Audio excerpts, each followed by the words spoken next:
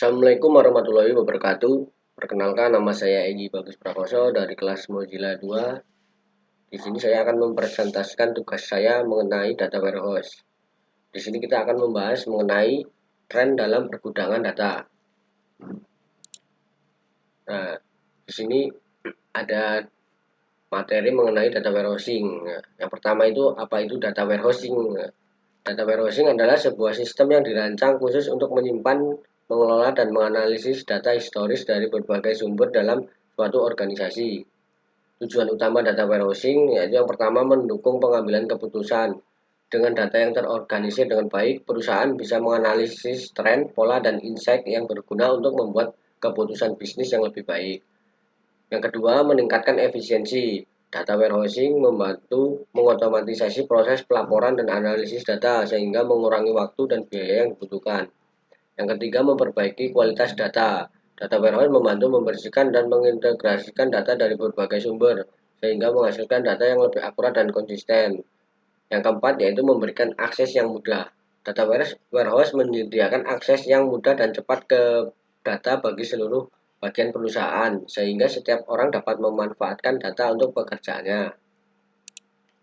Selanjutnya, mengapa data warehousing penting? Nah, data warehousing itu penting dikarenakan ia adalah jantung dari setiap upaya analisis data dalam sebuah perusahaan. Nah, dengan menggabungkan data dari berbagai sumber menjadi satu tempat yang terpusat, terstruktur dan mudah diakses, data warehousing memungkinkan bisnis untuk memperbaiki kualitas data, yaitu konsolidasi data. Data warehouse mengkonsolidasikan data dari berbagai sumber sehingga mengurangi duplikasi dan inkonsistensi data. Yang selanjutnya mendukung inovasi, yaitu pengembangan produk. Data warehouse dapat digunakan untuk menganalisis data pelanggan dan pasar untuk mengembangkan produk dan layanan baru yang sesuai dengan kebutuhan pelanggan. Selanjutnya pertumbuhan data warehousing. Nah, bisa dilihat di sini kita ada grafik atau gambar tentang pertumbuhan dari data warehousing. Nah, data warehousing tersebut dari tahun ke tahun mengalami pertumbuhan ya. Nah, di sini bisa dilihat dari garis atau grafiknya ya. Garis grafik sangat efektif untuk menunjukkan tren peningkatan atau penurunan suatu nilai dari waktu ke waktu. Nah, biasanya sumbu X ini biasanya mewakili waktu atau tahun, sedangkan sumbu Y mewakili jumlah perusahaan atau organisasi yang mengadopsi data warehousing. Pertumbuhan pesat dalam penggunaan data warehousing bisa didorong oleh beberapa faktor. Nah, di sini faktor-faktor yang mendukung data warehousing yaitu pada tahap awal, 4 faktor penting yang mendorong banyak perusahaan beralih ke data warehousing. Yang pertama, persaingan sengit. Yang kedua, deregulasi pemerintah. Yang ketiga, perlunya pembenahan proses internal. Dan yang keempat, penting untuk pemasaran yang disesuaikan. Dampak dari pertumbuhan warehousing. Dampak dari pertumbuhan warehousing yaitu yang pertama, transformasi digital. Data warehousing menjadi pilar penting dalam transformasi digital perusahaan.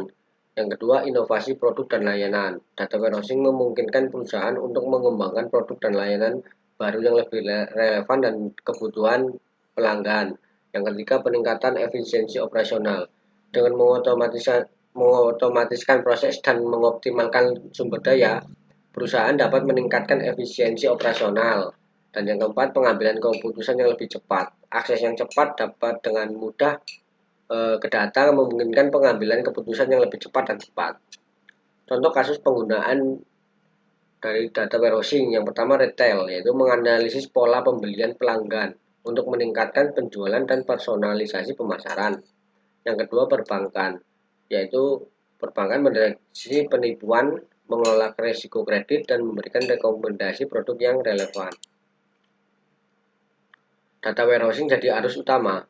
Data warehousing telah mengalami transformasi yang signifikan dari sekedar konsep menjadi praktik yang sangat penting dalam dunia bisnis modern.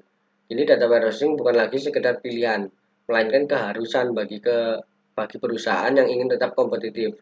Singkatnya, data warehousing telah menjadi arus utama karena kemampuannya untuk mengubah data menjadi informasi yang berharga, yang kemudian dapat digunakan untuk meningkatkan kinerja bisnis, membuat keputusan yang lebih baik dan mencapai keunggulan kompetitif.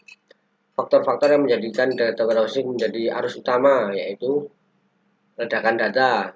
Yang kedua, keputusan bisnis yang lebih baik. peningkatan efisiensi. Yang keempat, inovasi produk dan layanan. Dan terakhir, persaingan bisnis. Tren signifikan data warehousing. Dunia data warehousing terus berkembang pesat, didorong oleh kemajuan teknologi dan kebutuhan bisnis yang semakin kompleks. Berikut adalah beberapa tren utama yang sedang berlangsung. Ya, yang pertama itu migrasi ke cloud. Banyak ya perusahaan-perusahaan beralih ke cloud dalam menyimpan data atau menyimpan file-file penting ya. Yang pertama, cloud itu yaitu fleksibilitas dan skalabilitas. Cloud menawarkan fleksibilitas dalam menyesuaikan kapasitas penyimpanan dan komputasi sesuai dengan kebutuhan bisnis. Selanjutnya, pilihan layanan dan beragam. Banyak penyedia cloud menawarkan layanan data warehouse yang siap pakai, seperti Amazon Redshift, Google BigQuery, dan Snowflake. Selanjutnya, kecerdasan buatan AI dan machine learning. Nah, yang pertama itu otomasi tugas itu lebih mudah. AI itu dirancang atau digunakan untuk mengotomatisasikan tugas-tugas seperti pembersihan data, fitur engineering, dan model training. Yang terakhir, analisis dan prediktif. Machine learning memungkinkan perusahaan untuk membuat prediksi tentang tren masa depan atau perilaku pelanggan. Nah, perlunya standar dalam warehousing. Standar dalam data warehousing merupakan pedoman yang sangat krusial untuk memastikan kualitas, konsistensi, dan interoperabilitas data. Tanpa adanya standar, setiap organisasi yang akan memiliki cara yang berbeda dalam mengelola data warehouse mereka, sehingga menyulitkan integrasi, pertukaran data, dan analisis lintas organisasi. Mengapa standar penting dalam data warehousing? Standar penting yang pertama karena kualitas data. Standar memastikan data yang akurat, konsisten, dan relevan. Interoperabilitas. Standar memungkinkan integrasi dari berbagai sumber. Efisiensi. Standar membantu mengoptimalkan proses bisnis. Pengurangan resiko. Standar mengurangi resiko kesalahan dan inkonsistensi data. Dan yang terakhir, kepatuhan regulasi. Standar membantu organisasi mematuhi peraturan yang berlaku.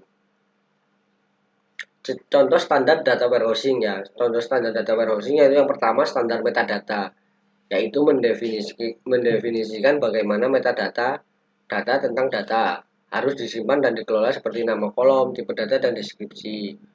Yang kedua, standar model data, menentukan skema dan struktur data yang akan digunakan dalam data warehouse seperti star skema atau snowflake skema.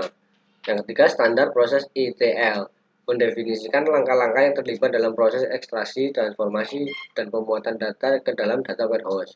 Yang keempat, standar kualitas data, menentukan kriteria kualitas data yang harus dipenuhi, seperti akurasi, kelengkapan, dan konsistensi.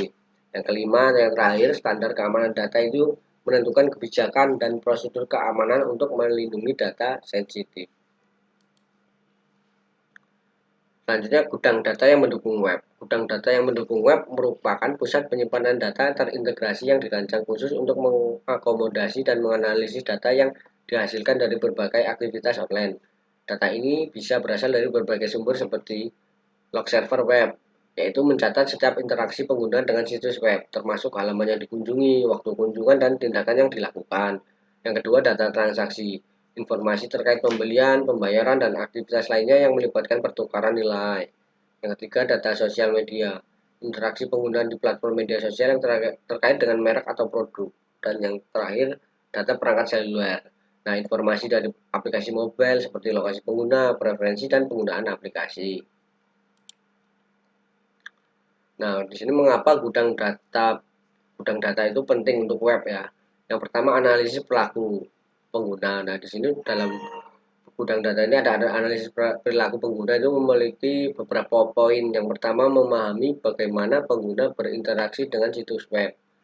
Yang kedua, yang atau B itu mengidentifikasi pola perilaku dan tren. C, mengoptimalkan pengalaman pengguna. Selanjutnya, personalisasi. Nah, itu aspeknya itu menyediakan konten yang relevan dan menarik bagi setiap pengguna, meningkatkan tingkat keterlibatan pengguna, dan C, meningkatkan konversi penjualan. Selanjutnya, 3, pengambilan keputusan bisnis. Poinnya yaitu membuat keputusan yang lebih baik berdasarkan data yang akurat dan terkini. B, mengoptimalkan kampanye pemasaran, dan C, mengukur kinerja bisnis. Selanjutnya yang keempat itu pengembangan produk ya. Poin-poinnya itu yaitu ialah mengidentifikasi kebutuhan dan keinginan pelanggan, B. Mengembangkan produk dan layanan baru yang inovatif. Tantangan terhadap data warehousing ya. Data warehousing itu memiliki beberapa tantangan, yaitu berikut beberapa langkah yang dapat dilakukan dalam menghadapi tantangan serta kemajuan data warehousing di masa yang akan datang. Yang pertama, investasi dan infrastruktur. Membangun infrastruktur data yang tangguh dan skalabel untuk mengakomodasi pertumbuhan data. Yang kedua, fokus pada keamanan data, menerapkan langkah-langkah keamanan yang komprehensif seperti enkripsi, autentikasi, dan pemantauan ancaman. Ketiga, pengembangan talenta, membangun tim data yang kuat dengan keterampilan yang relevan dan terus mengembangkan kemampuan mereka melalui pelatihan dan pengembangan. Yang keempat, adopsi metodologi agil, menggunakan pendekatan yang lebih fleksibel dan adaptif untuk mengembangkan dan pengelolaan data warehouse. Yang kelima, kerjasama dengan mitra, bekerja sama dengan vendor teknologi dan mitra bisnis untuk mengatasi tantangan yang kompleks. Mungkin itu saja presentasi dari saya. Jika ada kurangnya, saya mohon maaf.